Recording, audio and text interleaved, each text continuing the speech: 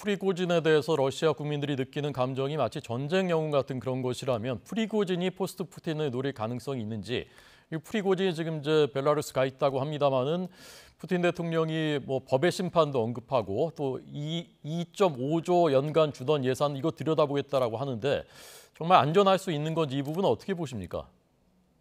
일단 벨라루스로 프리고진의 이동을 승인한 것은 나름대로 그의 안전을 보장하겠다라고 했던 부분이고요. 네, 이런 부분들이 루카셴코 벨라루스 대통령이 아주 긴박한 상황에서 나름대로 합의를 도출을 했기 때문에 또 그런 네, 것들이 러시아 내부뿐만 아니고 벨라루스라고 하는 일종의 보증인이 있기 때문에 국제사회에서 공신력을 가져야 되는 것입니다. 네, 네, 이런 차원에서 프리고진에 대한 안전은 담보가 될 것이다 이렇게 보고 있습니다. 다만 네, 네, 지적하신 대로 푸틴 대통령이 어제입니다.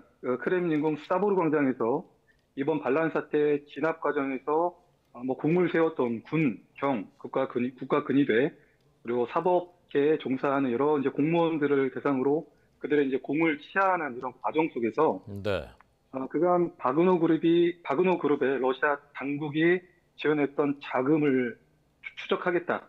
이런 이제 자금 사용을 천명했기 때문에 네, 네, 이런 것들이 결국 바그너 그룹으로 결과적으로 화살이 가지 않을 것이냐. 네, 그래서 궁극적으로 이것이 이런 수사가 또 좁혀지다 보면 결국 프리고진을 향해 갈 것이 아니냐고 하는 이런 의구심이 있습니다만 현재 푸틴 대통령의 입장 그리고 루카셴코가 이 사건 이번 사태를 중재했던 그런 모습들 그리고 러시아와 벨라루스의 동맹 관계 전반적인 고려했을 때는 그럴 가능성은 좀 낮아 보입니다. 네.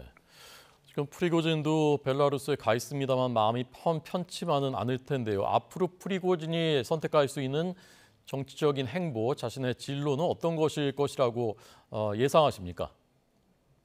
어쨌든 푸틴 대통령은 어제 사보르 광장에서 3분 정도 연설을 통해서 네, 프리고진에 그리고 바그너 그룹에게 군사 반란의 죄가 있다라고 책임을 이렇게 돌렸고요. 네, 그 과정 속에서 궁극적인 이번 사태의 원인은 결국은 우크라이나다 이렇게 명확하게 밝힌 상태입니다. 네, 네, 어쨌든 프리고진도 이번 군사 반란 사건, 러시아 형법 제279조가 규정하고 있는 군사 반란의 어떤 그런 형법으로서 자유롭지는 못하기 때문에 네, 당분간 뭐 로우키를 유지하면서 향후 행보를 모색할 것으로 보입니다만 네, 네, 조금 전에 YTN에서도 일부 그런 뉴스가 나온 것처럼 벨라루스가 새로운 바그너 그룹이 거점이 되는 부분들은 굉장히 좀 예의주시할 필요가 있겠다. 결국 언젠가 프리고진이 다시 정치적이든 군사적이든 영향력을 행사하게 될 경우 네. 바그너 그룹을 바탕으로 결국은 다시 일어서야 되기 때문에 그런 부분에서 프리고진의